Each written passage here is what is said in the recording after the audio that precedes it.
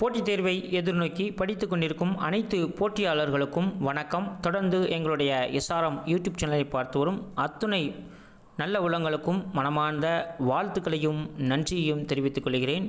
இன்றைக்கு எத்தனையோ போட்டியாளர்கள் படித்து கொண்டிருக்கிறாங்க. நிச்சயமாக நீங்களும் ஒரு நாள் அரசு வேலை கிட்டும் வரை உங்களுடைய வாழ்க்கையில் போராடுங்கள். நிச்சயமான முறையில் நீங்களும் எதையும் வெல்ல முடியும், எதையும் சாதிக்க முடியும். சரிங்களா? போன வீடியோவில் ஒரு வினா கேட்டிருந்தேன். அதற்கான விடைகளை இப்போ நம்ம பார்க்க போகிறோம். அதாவது வேற்றுமை தொகை எத்தனை வகைப்படும் அப்படின்னு கேட்டிருந்தேன். விடை பார்த்திங்கன்னா 8 வகைப்படும். சரிங்களா? ஸோ கவனமாக ஞாபகம் வச்சுக்கோங்க. அற்புதமாக பதில் சொன்னீங்க. பதில் சொன்ன அனைவருக்குமே நெஞ்சார்ந்த வாழ்த்துக்களை தெரிவித்துக் கொள்கிறேன். இன்றைக்கி ஒரு சின்ன ஒரு மோட்டிவேஷனோடு நம்ம வகுப்புக்கு போகலாம் அப்படின்னு நினைக்கிறேன். சரிங்களா? ஸோ எல்லாருக்குமே தெரியும், நிலவில் முதலாக காலடி எடுத்து வைத்தவர் யார் அப்படின்னு பார்த்தீங்கன்னா நீல் ஆம்ஸ்ட்ராங் அவர்கள். இது எப்படி வந்துச்சு அப்படின்றத பார்க்க போகிறோம். இந்த நீல் ஆம்ஸ்ட்ராங் பார்த்திங்கன்னா நம்ம இந்திய நாட்டை சேர்ந்தவர். அதுவுமே அவர் பார்த்திங்கன்னா ஒரு கப்பல் துறையில் கப்பல் சம்மந்தமான இன்ஜின் இது சம்மந்தமான விஷயங்கள்லாம் அவளுக்கு தெரியும். ஸோ கப்பலில் என்னென்ன இயங்குது, அதை எப்படி பண்ணணும் அப்படின்ற ஒரு விஷயங்களை தெரிந்த நபர் தான் இந்த நீல் ஆம்ஸ்ட்ராங் அவர்கள். அவர் கூட போன எட்வின் ஆல்ட்ரின் அப்படின்றவர் பார்த்திங்கன்னா அவர் அமெரிக்க நாட்டுக்காரர். ஸோ அவர் பார்த்திங்கன்னா நாசா விண்வெளியில் நிறைய விஷயங்களை கற்றுக்கிட்டவர். அதே மாதிரி சயின்டிஸ்டாக இருந்தவர். அதுக்கப்புறம் பார்த்திங்கன்னா அவர் சயின்டிஸ்ட் சம்மந்தமான நிறைய ஆய்வு பண்ணியிருக்கிறாரு, நிறைய விஷயங்கள் படிச்சிருக்கிறாரு. ஸோ இதெல்லாம் முறைப்படி கற்ற ஒரு மனிதர் இந்த எட்வின் ஆல்ட்ரின் அவர்கள். இந்த 2 பேரும் நிலவுக்கு காலடி எடுத்து வைக்க போகும்போது அந்த இடத்துல போய் பார்த்தீங்க அப்படின்னா எட்வின் ஆல்ட்ரின் அவர்கள் கொஞ்சம் தயக்கமாக இருந்தார். அதுவுமே எடுத்து வைக்கிறதுக்கு கொஞ்சம் பயமாக இருந்துச்சு. ஏன் இதை நான் சொல்கிறேன்னா, எடுத்து வைப்பதற்கு அவர் எத்தனை தான் படிச்சிருந்தாலும், எத்தனை தான் விஷயங்கள் கற்றிருந்தாலும் அவருக்கு அந்த இடத்துல கொஞ்சம் யோசித்தார். எதற்காக யோசித்தார் அப்படின்னு பார்த்தீங்கன்னா, ஏதாவது அந்த இடத்துல ஒரு மாற்றம் இருக்குமோ அப்படின்னு நினச்சார்.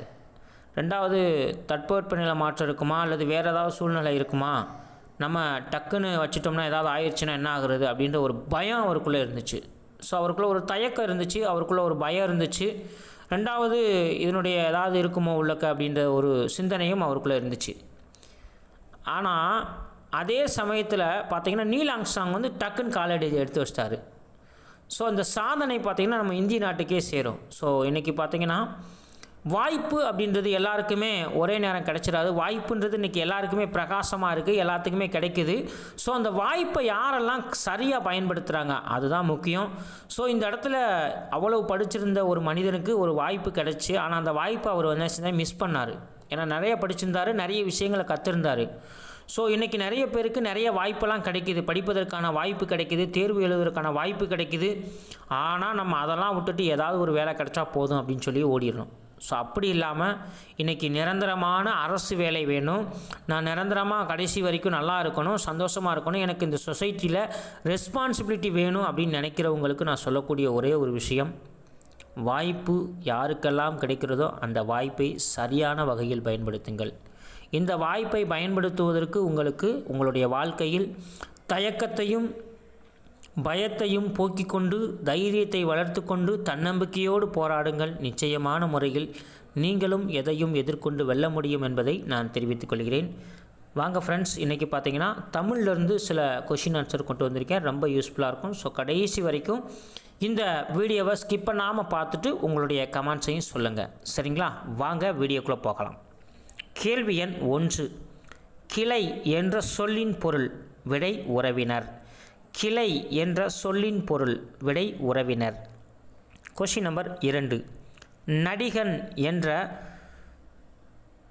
என்பது எவ்வகை பெயர் சொல்லை குறிக்கும். விடை தொழில் பெயர். இது பார்த்திங்கன்னா முன்னாடி ரிப்பீட்டட் கொஷினில் கேட்ட கொஷின். சரியா? நடிகன் என்பது எவ்வகை பெயர் சொல்லை குறிக்கும். விடை தொழில் பெயர். கொஷின் நம்பர் 3, கும்பகோணம் என்ற ஊர் பெயருக்கான மருவு எது. விடை குடந்தை. இதுவுமே அடிக்கடி கொஷின் கேட்டிருக்காங்க. ஸோ கவனமாக பார்த்துக்குங்க. கும்பகோணம் என்ற ஊர் பெயருக்கான மருவு எது.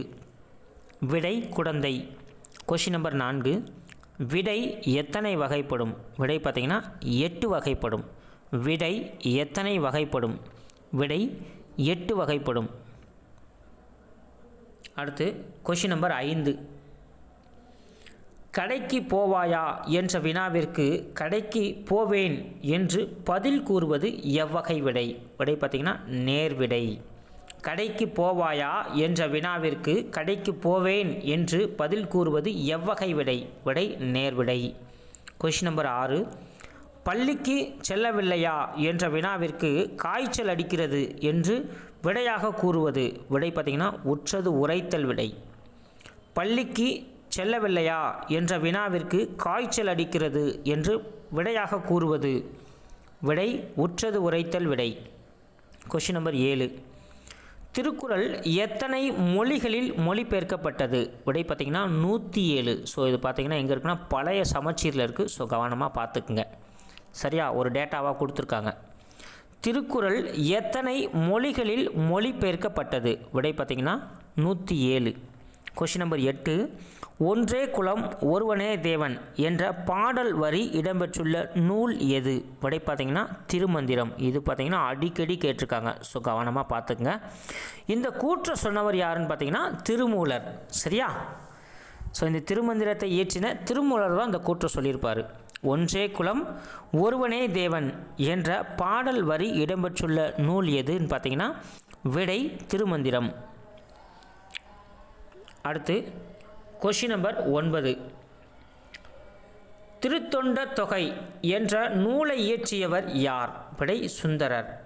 திருத்தொண்ட தொகை என்ற நூலை இயற்றியவர் யார்? விடை சுந்தரர். Question number 10. சிவனடியார்களின் எண்ணிக்கை? விடை பார்த்திங்கன்னா 72 பேர். நல்லா ஞாபகம் வச்சுங்க.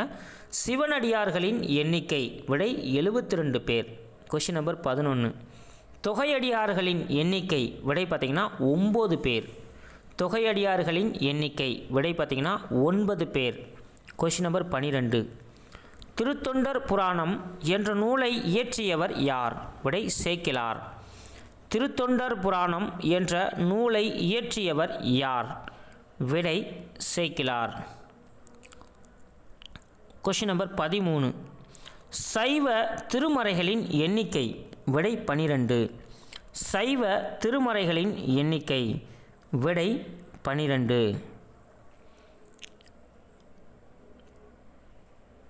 Question number 14. தாண்டகவேந்தன் என்று அழைக்கப்பட்டவர் யார்? விடை திருநாவுக்கரசர். தாண்டகவேந்தன் என்று அழைக்கப்பட்டவர் யார்? விடை திருநாவுக்கரசு. Question number 15. தம்பிரான் தோழன் என்று அழைக்கப்பட்டவர் யார்? விடை சுந்தரர். இந்த கொஷினும் 2-3 முறை ரிப்பீட்டடாக கேட்டிருக்காங்க. ஸோ கவனமாக பார்த்துக்குங்க. தம்பிரான் தோழன் என்று அழைக்கப்பட்டவர் யார்? விடை பார்த்திங்கன்னா சுந்தரர். Question number 16. தென்னவன் பிரம்மராயன் என்ற சிறப்பு பெயரால் அழைக்கப்பட்டவர் யார்? விடை மாணிக்கவாசகர். தென்னவன் பிரம்மராயன் என்ற சிறப்பு பெயரால் அழைக்கப்பட்டவர் யார்? விடை மாணிக்கவாசகர். Question number 17. மாணிக்கவாசகர் இயற்றிய திருவாசகம் திருக்கோவை ஆகிய நூல்கள் எத்தனையாவது திருமறையில் இடம்பெற்றது? விடை பார்த்திங்கன்னா 8ஆம் திருமறை. நல்லா கவனமாக ஞாபகம் வச்சுக்கோங்க. மாணிக்கவாசகர் இயற்றிய திருவாசகம் திருக்கோவை ஆகிய நூல்கள் எத்தனையாவது திருமறையில் இடம்பெற்றது? விடை பார்த்திங்கன்னா 8ஆம் திருமறை. அடுத்து கொஷின் நம்பர் 18. சைவ சமய குறவர்களின் எண்ணிக்கை எத்தனை பேர்? விடை பார்த்திங்கன்னா 4 பேர். ஸோ இது கொடுத்து கேட்டிருக்காங்க. ஸோ கவனமாக பார்த்துக்குங்க. இது யார் யாருன்னு சில நேரம் கேட்டிருப்பாங்க. சரியா, அதையும் அவங்களுடைய பேரையும் நீங்கள் பக்காவாக பார்த்து வச்சுக்கோங்க. சரியா, அதனால் கண்டிப்பாக கேட்பாங்க. மாணிக்க வாசகர் வருவார், அப்புறம் திருஞான சம்பந்தர் வருவார், அப்பர் சம்பந்தர், மாணிக்க வாசகர், இவங்கெல்லாம் வருவாங்க. சரியா, அந்த 4 பேரையும் பார்த்து வச்சுக்கோங்க. ஸோ அவங்கள சில நேரம் நேமு கொடுத்து கேட்டு வச்சுருவாங்க. சைவ சமய குறவர்களின் எண்ணிக்கை எத்தனை பேர்? விடை பார்த்திங்கன்னா 4 பேர். Question number 19. அற்புத திருவந்தாதி என்ற நூலை இயற்றியவர் யார்? விடை காரைக்கல் அம்மையார். அற்புத திருவந்தாதி என்ற நூலை இயற்றியவர் யார்? விடை காரைக்கல் அம்மையார். Question number 20. புனிதவதி என்று அழைக்கப்பட்டவர் யார்? விடை காரைக்கல் அம்மையார். புனிதவதி என்று அழைக்கப்பட்டவர் யார்? விடை காரைக்கல் அம்மையார். Question number 21. திருக்கயிலாய ஞான உலா என்ற நூலை இயற்றியவர் யார்? விடை சேரமான் பெருமாள் நாயனார். திருக்கயிலாய ஞான உலா என்ற நூலை இயற்றியவர் யார்? விடை சேரமான் பெருமாள் நாயனார்.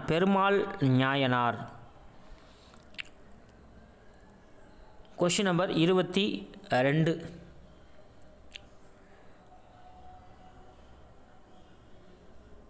திருமுக பாசுரம் என்ற நூலை இயற்றியவர் யார்? அதாவது திருமுக பாசுரம் என்ற நூலை இயற்றியவர் யார்? விடை பார்த்திங்கன்னா திருவாவுடையார். திருமுக பாசுரம் என்ற நூலை இயற்றியவர் யார்? விடை திருவால உடையார். சரியா, ஞாபகம் வச்சுக்கோங்க. Question number 23. பிரபந்தம் என்ற சொல்லின் பொருள். விடை நன்கு கட்டப்பட்டது. பிரபந்தம் என்ற சொல்லின் பொருள். விடை நன்கு கட்டப்பட்டது. Question number 24. முதல் 3 திருமறைகளை பாடியவர் யார்? விடை திருஞான சம்பந்தர். முதல் 3 திருமறைகளை பாடியவர் யார்? விடை திருஞான சம்பந்தர். Question number 25. 4, 5, 6 ஆகிய திருமறைகளை பாடியவர் யார்? விடை பார்த்திங்கன்னா திருநாவுக்கரசு. 4, 5, 6 ஆகிய திருமறைகளை பாடியவர் யார்? விடை பார்த்திங்கன்னா திருநாவுக்கரசர். ஓகே ஃப்ரெண்ட்ஸ், இந்த வீடியோவை முழுமையாக பார்த்துருப்பீங்கன்னு நினைக்கிறேன். ஸோ மறக்காமல் இந்த வீடியோவை பார்த்துட்டு உங்களுக்கு எந்த அளவு யூஸ்ஃபுல்லாக இருந்துச்சுன்றதை கமெண்ட்ஸில் சொல்லுங்கள் ஃப்ரெண்ட்ஸ்.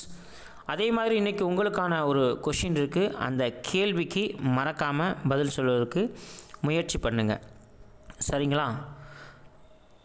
12 திருமறைகளில் திருமூலர் இயற்றிய திருமந்திரமானது எத்தனையாவது திருமறை? சரிங்களா? இந்த கேள்விக்கு பதில் சொல்லுங்கள். சரியா, மொத்தம் திருமறைகள் பார்த்திங்கன்னா 12 இருக்குது. இந்த 12 திருமறைகளில் திருமூலர் அவர்கள் இயற்றிய திருமந்திரம் என்ற நூல் எத்தனையாவது திருமறையில் இடம்பெற்றது? இந்த கேள்விக்கு உங்களுக்கு பதில் தெரிஞ்சுன்னா மறக்காமல் கமெண்ட்ஸில் சொல்லுங்கள் ஃப்ரெண்ட்ஸ். நெக்ஸ்ட்டு நான் போடக்கூடிய வீடியோவில் அதற்கான விடையும் பகிரப்படும் என்பதை தெரிவித்துக் கொள்கிறேன். ஆகையினால் தொடர்ந்து நம்முடைய எஸ்ஆர்எம் யூடியூப் சேனலை பாருங்கள். பிடிச்சிருந்தா லைக் பண்ணுங்கள், ஷேர் பண்ணுங்கள். மறக்காமல் பக்கத்தில் இருக்க பெல்லைக்கானை ப்ரெஸ் பண்ணி ஆல் அப்படின்னு கொடுத்துட்டிங்கன்னா நம்ம போடக்கூடிய வீடியோ எல்லாமே வரும். ஸோ பார்த்துட்டு மகிழ்ச்சியோடு படிங்க, மனநிறைவோடு படிங்க. நிச்சயமாக நீங்கள் எதையும் எதிர்கொள்வதற்கு தயாராகுங்கள். நன்றி நண்பர்களே.